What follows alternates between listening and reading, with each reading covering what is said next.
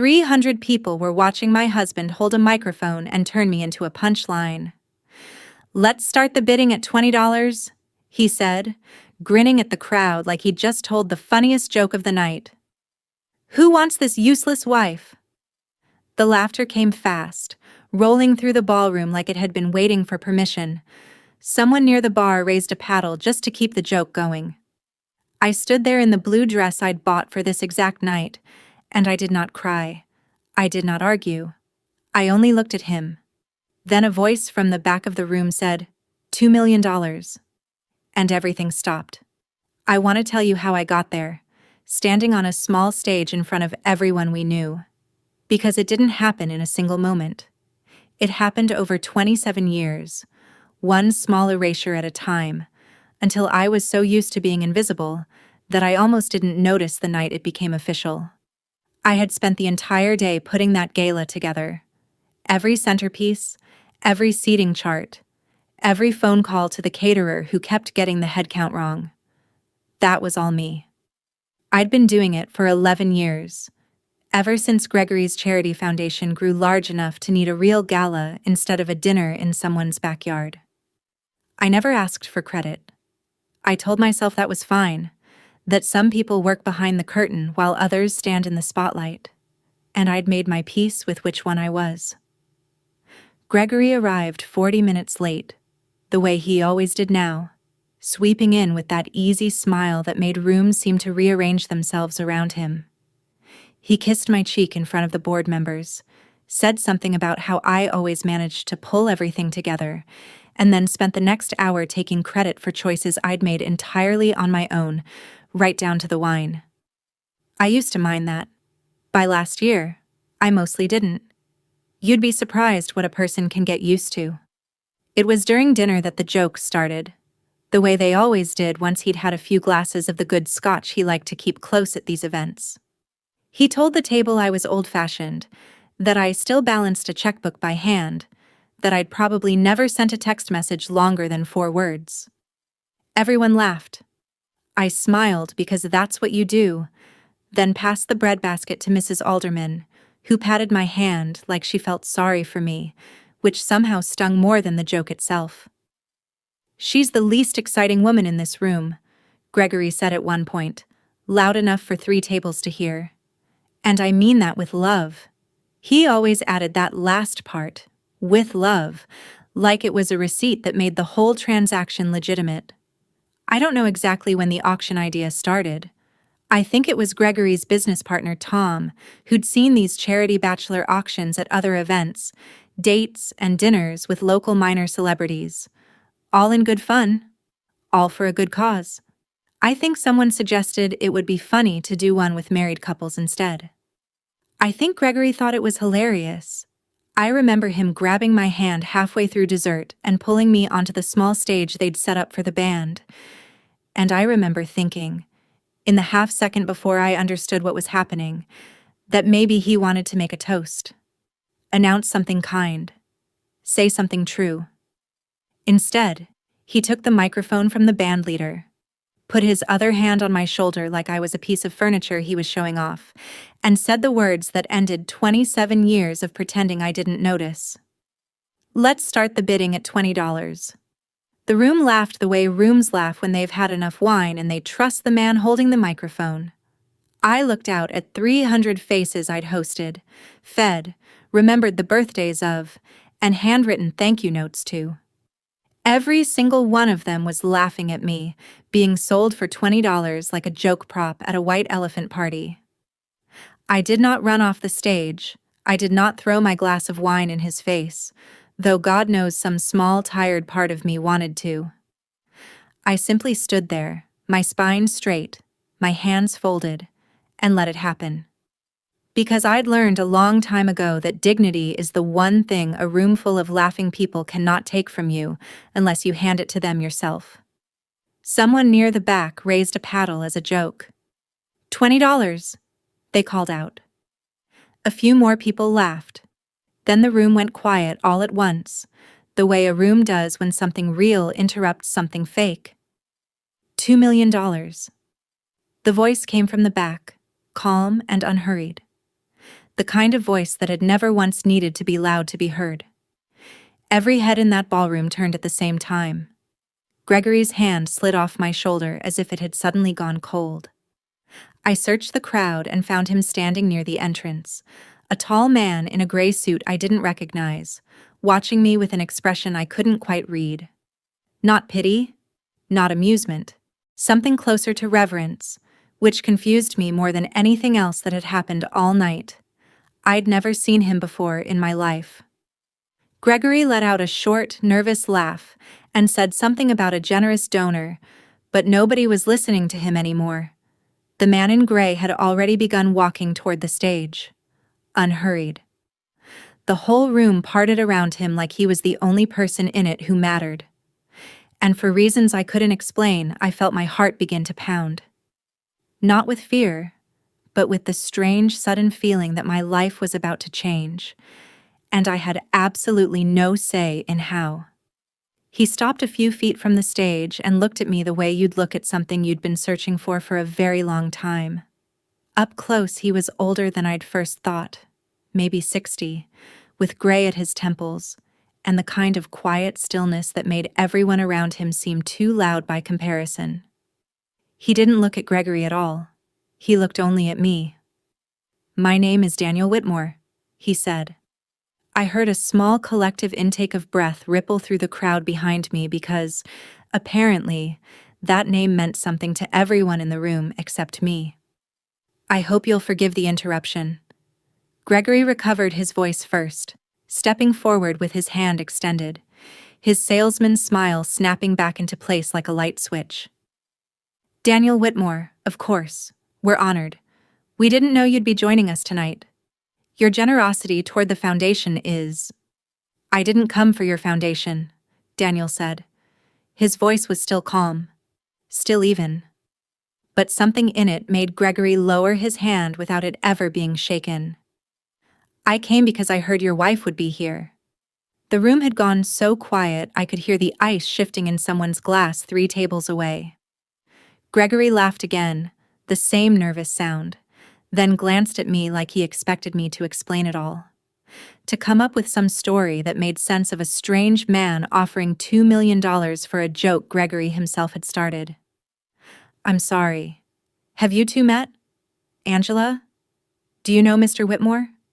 "No," I said, because it was true, and because I'd never once in 27 years given Gregory a reason to doubt my word. I wasn't about to start in front of 300 people.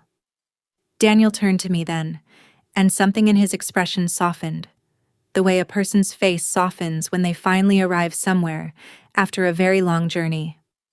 "Mrs. Simmons," he said, "I know this must feel strange. I promise you, it isn't what it looks like." He paused, glanced once at the microphone still dangling from Gregory's hand, then looked back at me. "Would you allow me to take you to dinner tomorrow evening? I have something I need to tell you, and it isn't the kind of thing that belongs in a room like this." I should have said no. Every instinct I'd spent decades training myself to follow told me to say no, to smooth this over, to protect Gregory's evening, even after what he'd just done to me on that stage. But I looked at Daniel Whitmore's face, and I saw something there that I hadn't seen directed at me in longer than I could remember. Not pity, not amusement, not the mild, tolerant affection Gregory offered me on his better days. I saw respect, plain and unembarrassed. "All right," I said, "tomorrow evening." The whispers started before we'd even stepped off the stage. I could hear fragments of them as Gregory guided me back to our table with a hand pressed just a little too firmly against my back. "Who is that? Do you know him? $2 million? For her?" And I realized, almost distantly, that I had just become the most interesting thing to happen at one of Gregory's galas in 11 years. Not for any reason he would have chosen. He waited until we were in the car, the valet ticket still tucked into his jacket pocket, before asking the question I'd felt building inside him the entire elevator ride down. "Do you know him?" His voice was tight, careful. the voice of a man trying very hard not to sound worried. No, Gregory. I told you the truth in there. I've never met him. $2 million, Angela, for a joke. That's not normal. People don't do that. He gripped the steering wheel like it owed him an explanation. What did you do? Run into him at the pharmacy? The grocery store? Somewhere? I have no idea who he is, I said again. And I meant it. Though some part of me had already begun turning the evening over like a stone, searching underneath it for the thing I hadn't seen yet. He didn't believe me. I could tell by the way he went quiet for the rest of the drive. And by the way, once we got home, he disappeared into his study instead of coming upstairs to bed. I lay awake for a long time that night, staring at the ceiling, replaying the sound of that voice from the back of the room. $2 million. Trying to place it somewhere in my memory. It wasn't there. I genuinely never met the man. What I didn't know, lying in that bed with the faint glow of my husband's study light spilling beneath the door at the end of the hall, was that Gregory had already called Margaret, his executive assistant, from the car.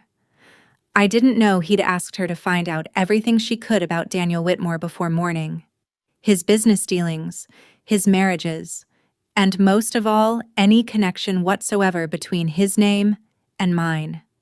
And I certainly didn't know that by the time the sun came up, Margaret would call Gregory back with something that unsettled him far more than an affair ever could have. Proof that Daniel Whitmore had been quietly searching for a woman named Angela Simmons for years. Daniel chose a small restaurant I'd never heard of, tucked away on a quiet street far from the places Gregory and I usually went. The kind of place where the tables sat far enough apart that conversation stayed private. He stood when I walked in, something almost nobody did anymore, and pulled out my chair before the host even had the chance. For a long moment after we'd ordered, he didn't speak. He simply looked at me across the candlelight with an expression I still didn't have a name for. I want to apologize for last night, he finally said. I know it must have looked theatrical. That wasn't my intention. I've simply been trying to find you for a long time, and when I saw what your husband was doing, I couldn't stand by and watch it happen. You still haven't told me how you know me, I said. I've gone over every year of my life since that dinner, and I can't find you in any of them. You wouldn't remember me, he said, but I think if I tell you the story, you might remember someone else. He took a slow breath, the way people do when they're about to say something they've rehearsed for years. 30 years ago, you were a young elementary school teacher. Do you remember a rainy afternoon sometime in the fall when you found a teenage girl crying outside the downtown bus station? Something moved inside my chest, like a door creaking open to a room I hadn't visited in decades. There was a girl, I said slowly. 15, maybe 16. She was soaked through. I almost didn't stop. I had papers to grade. I was exhausted. It was pouring rain, but she looked so frightened. I could see her now more clearly than I'd expected, huddled beneath the bus station awning in a jacket too thin for the weather, flinching every time a car slowed near the curb. I bought her dinner, I said. I remember that. Some little diner a few blocks away. Her name was Rachel, Daniel said, and his voice caught ever so slightly on the name. Rachel Whitmore. She was my younger sister. I slowly set down my fork. The restaurant suddenly seemed very quiet around us. She'd run away from our stepfather's house, Daniel continued. Things there were not safe. I was already grown and living across the country, and I didn't realize how bad it had gotten until much later, until it was almost too late. Rachel told me years afterward that she'd been planning to get on a bus that night and simply disappear. She didn't care where it went. She just wanted to be gone. He paused, and I watched him steady himself before continuing. And then a stranger sat down beside her in the rain and asked if she was hungry. More memories surfaced, staying with her long after I should have gone home. calling a woman I trusted at the county social services office instead of the general hotline, sitting in a hard plastic chair until 2 in the morning, waiting for someone reliable to take her somewhere safe. I remembered visiting her at the group home a few times afterward, bringing books, checking on her grades, then, eventually, losing touch the way people do. Life moving forward the way it always does. I helped her finish school, I said quietly. We wrote letters for a couple of years. Then I got married, moved twice, and I'm ashamed to say I lost track of her.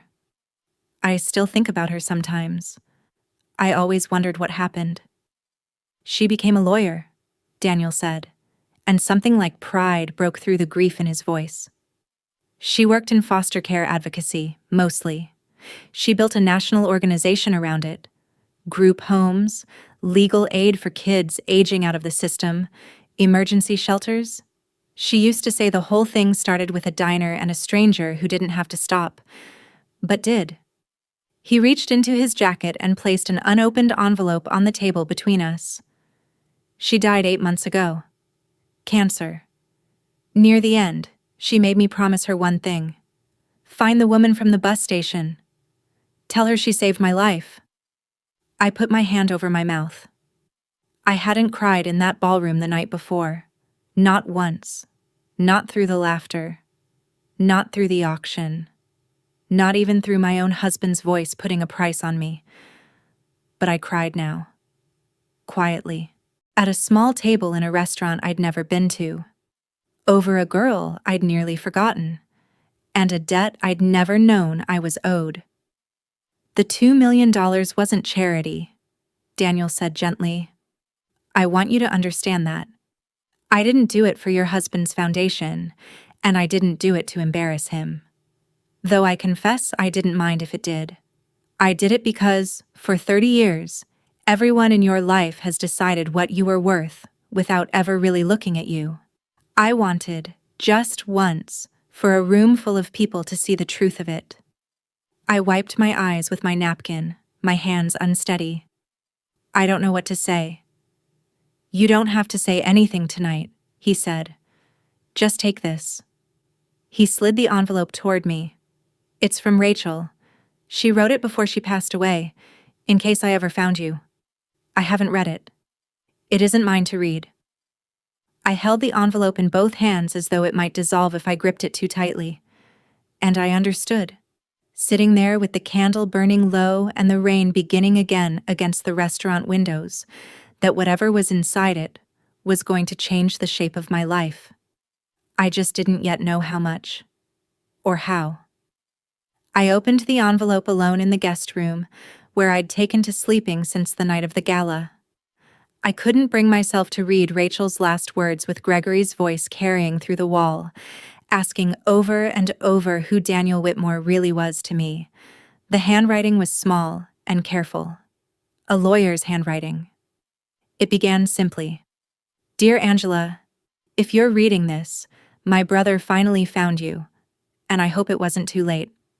I want you to know that the woman who bought me dinner on the worst night of my life became the reason I believed, for the rest of my life, that strangers could still be kind. Everything I built because of 1 hour you probably don't even remember spending with me. I've left instructions with my attorneys. I hope you'll accept what I'm leaving you, not as payment, because you never asked for anything, but as proof that kindness doesn't disappear. It multiplies. It just takes a while to come back around. Attached to the letter were legal documents I had to read twice before I fully understood them. Rachel hadn't simply left me money. She'd left me a position. A seat on the board of the foundation she'd spent her life building, along with a controlling voice in its direction going forward. Leadership. Purpose. A say in where hundreds of thousands of dollars went every year toward shelters, legal aid, and scholarships for kids, like the frightened girl I'd once bought dinner for at a diner. I sat on the edge of that unfamiliar bed for a long time, holding papers that suddenly made my hands feel like they belonged to someone else. Downstairs, Gregory was building something too. though it wasn't nearly as generous. He'd hired a private investigator by Wednesday, a man named Foster who specialized, according to Margaret, in matrimonial cases. Gregory was convinced, in the particular way guilty people are often convinced of everyone else's guilt, that Daniel and I had a history he simply hadn't uncovered yet, an affair. Something sordid enough to explain the $2 million and a private dinner. He wanted proof before I could, in his words, spring anything on him in front of the lawyers. What Foster found instead unsettled Gregory far more than an affair ever could have. He found teachers I'd worked alongside 20 years earlier who remembered me keeping granola bars in my desk drawer for children who came to school hungry. He found a woman named Diane, a widow I'd visited every week for 2 years after her husband died, back when Gregory had been too busy building his company to notice I'd disappeared every Tuesday afternoon. He found 3 former foster children, now adults, who described a woman who'd shown up at their school plays because no one else would. He found a veteran named Harold who credited me, of all people, with helping him find the paperwork office that finally got his benefits approved after the VA had turned him away twice. None of it was dramatic. None of it was scandalous. It was simply decades of small, unremarkable acts of kindness that had never once made it into a conversation at Gregory's dinner table because I'd never thought they were important enough to mention, and he'd never once asked what I did with my time that wasn't spent serving his. Foster's report landed on Gregory's desk the same week the video went viral. I don't know who filmed it. Probably some guest with a phone, capturing the auction the way people capture everything now without thinking twice. But by Thursday, the clip of Gregory holding that microphone, grinning, and saying, "Let's start the bidding at $20, had been viewed 4 million times. The captions people added were not kind to him. Neither were the comments. A late-night host mentioned it during his monologue. A women's advocacy account reposted it with the caption, "This is what casual cruelty looks like when it's dressed in a tuxedo." That version alone passed 1 million views by Friday morning. Sponsors began calling the company. 2 luxury developers that had signed contracts with Gregory's firm the previous spring quietly asked their attorneys to review the exit clauses. A journalist who'd covered the Gala for a local business magazine reached out to me directly for comment. I declined. I had nothing prepared to say, and no interest in saying anything unprepared. Gregory came home Friday evening looking like a man who'd aged 5 years in 5 days. He didn't ask about Daniel. He didn't ask about the envelope I'd carefully kept locked inside the guest room dresser. He sat at the kitchen island with his phone face down in front of him and said very quietly, "It's everywhere, Angela. I can't make it stop." I didn't answer right away. I thought about Rachel's letter upstairs, about the strange, quiet power of 1 honest hour spent with a frightened stranger, and about how differently things might have gone for Gregory if he'd ever once, in 27 years, wondered what I did with mine. The phone rang before I could decide what to say. Gregory answered it. He listened for a long moment, and I watched the last of the color drain from his face. "The board wants an emergency meeting," he said. "Monday morning. All of them." The board meeting lasted 90 minutes. Gregory told me about it that night in pieces, the way a man describes something he's still too stunned to organize into a complete story. 7 directors sat around the long table in the glass-walled conference room he'd once been so proud of, the one overlooking the harbor that he loved showing off to new clients. And none of them, he said, would quite look him in the eye. It was Bill Ashford, the oldest among them, who finally said what everyone else was thinking. "This isn't about the joke, Gregory. Jokes get forgiven. This is about what the joke told everyone about who you really are when you think no one important is watching." 2 of the luxury developers who'd been reviewing exit clauses all week made their decisions official by Monday afternoon. A hotel group that had been finalizing a contract for a new development pulled out entirely, citing, in the careful language of attorneys, concerns about brand alignment. By Wednesday, the company's value, even though it was privately held, had dropped enough in projected worth that Gregory stopped mentioning numbers to me altogether. He came to me on Thursday, holding an offer from a television morning show. They wanted both of us, Gregory and Angela Simmons, to sit together and set the record straight. He'd already told the producer yes. He asked me to just be there, to smile, to tell people it had all been a joke between us, that I hadn't been hurt, that we were fine. I looked at him for a long moment before I answered. I won't lie for anyone anymore, Gregory. Not even you. He didn't yell. I think some part of him had already stopped expecting me to say yes to anything he asked. He just sat down heavily at the kitchen table and buried his face in his hands. And for the first time in longer than I could remember, I felt something close to pity for him. Not enough to change my answer. I called Daniel later that week. Not about the interview, but about the envelope. About Rachel's letter. About the strange new weight of responsibility I didn't yet know how to carry. He didn't try to persuade me. He simply said, "Take your time. The foundation isn't going anywhere.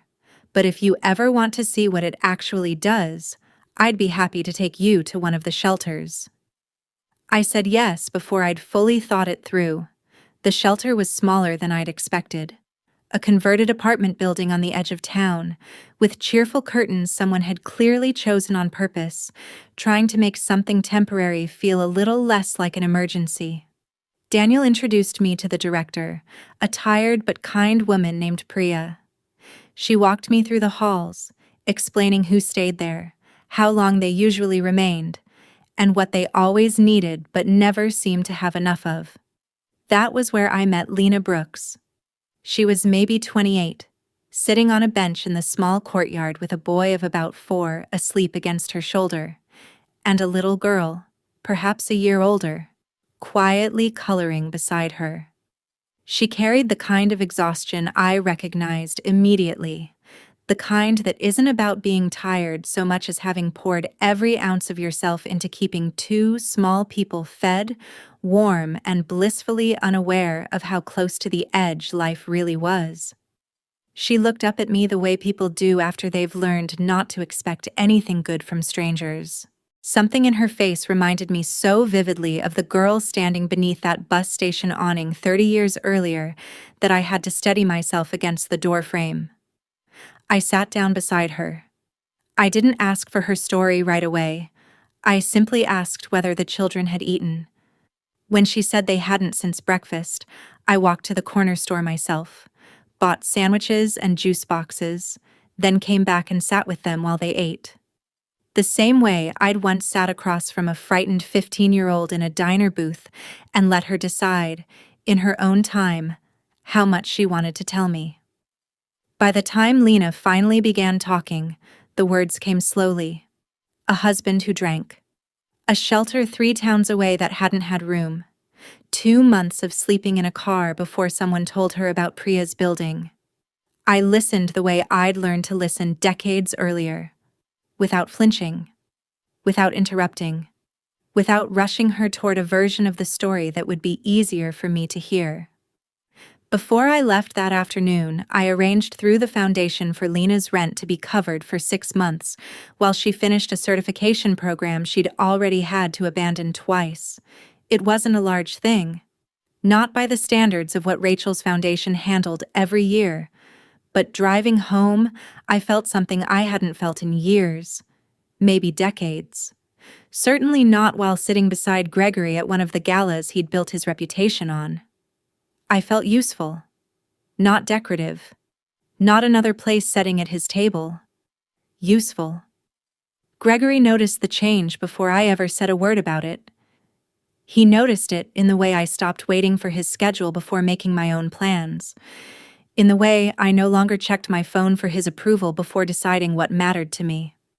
One evening, watching me come home late from a foundation meeting, energized in a way he hadn't seen in years.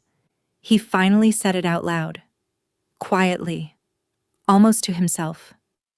"You don't need any of this anymore, do you?" "Me, the company, none of it."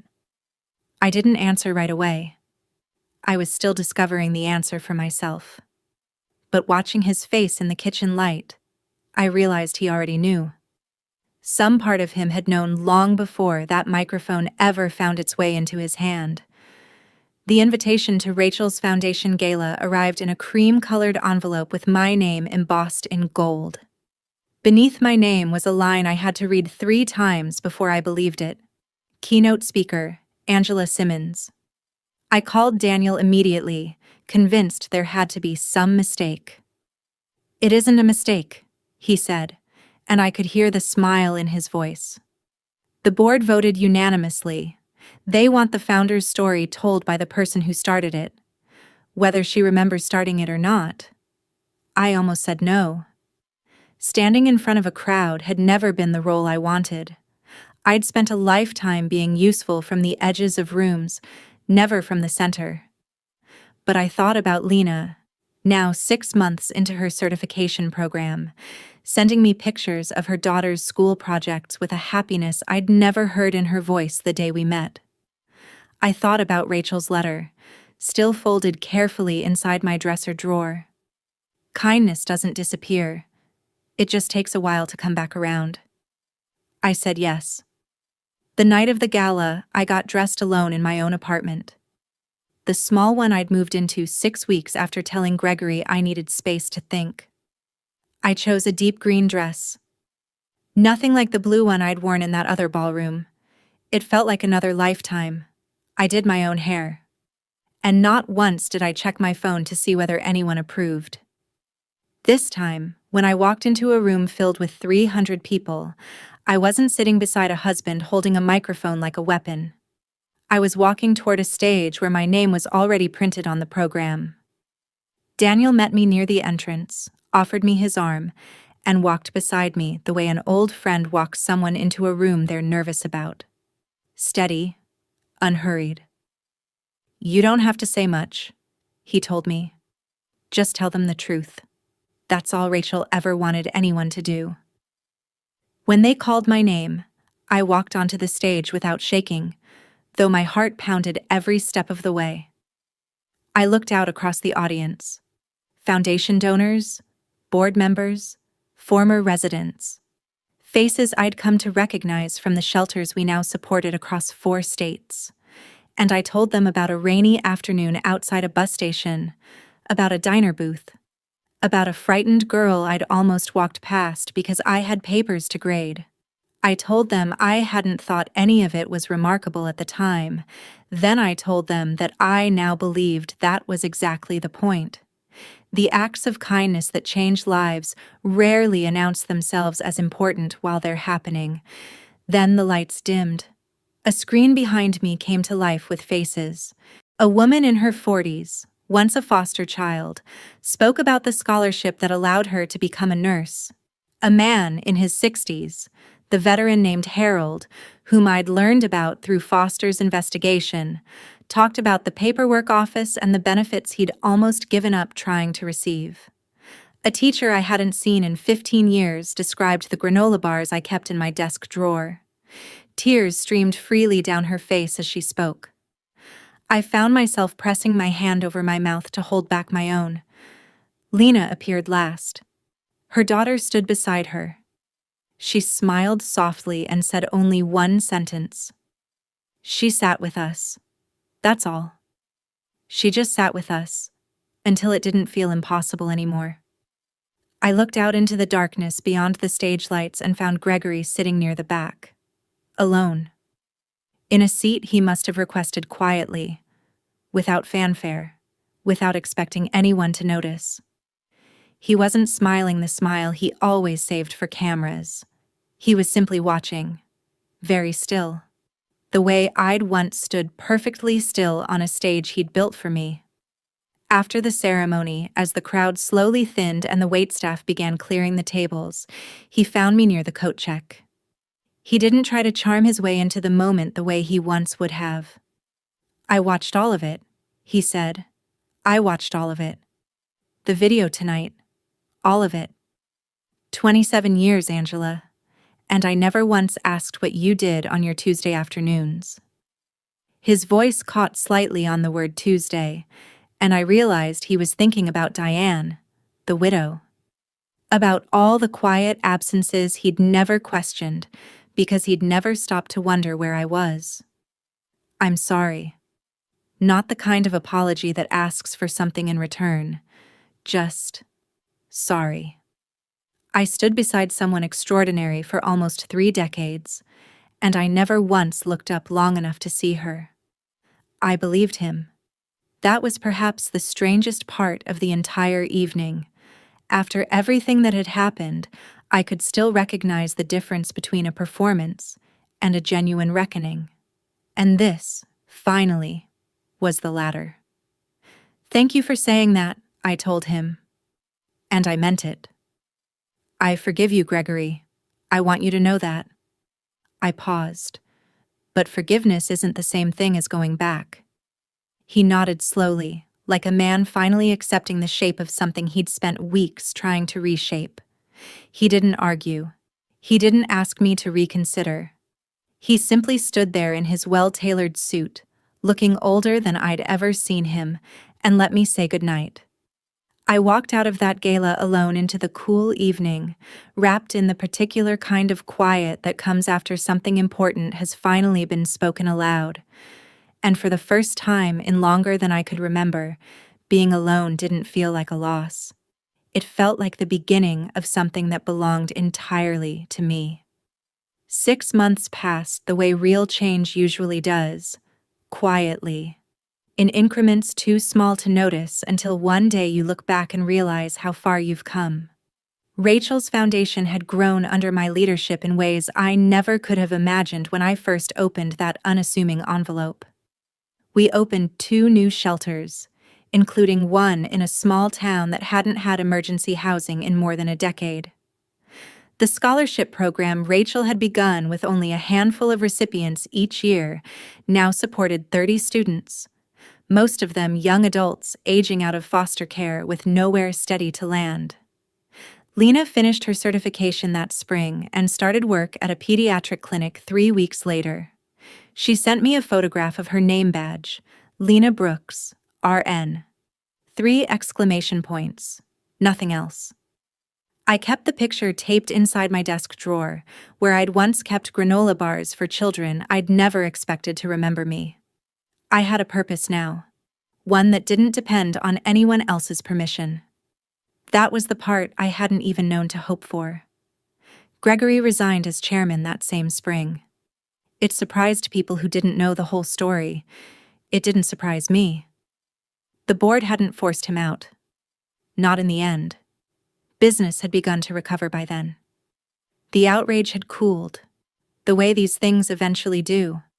He resigned because, over coffee one of the last times we met as anything resembling a married couple, he told me he didn't want to spend the second half of his life being remembered as a man who'd only learned decency after losing everything that mattered to him.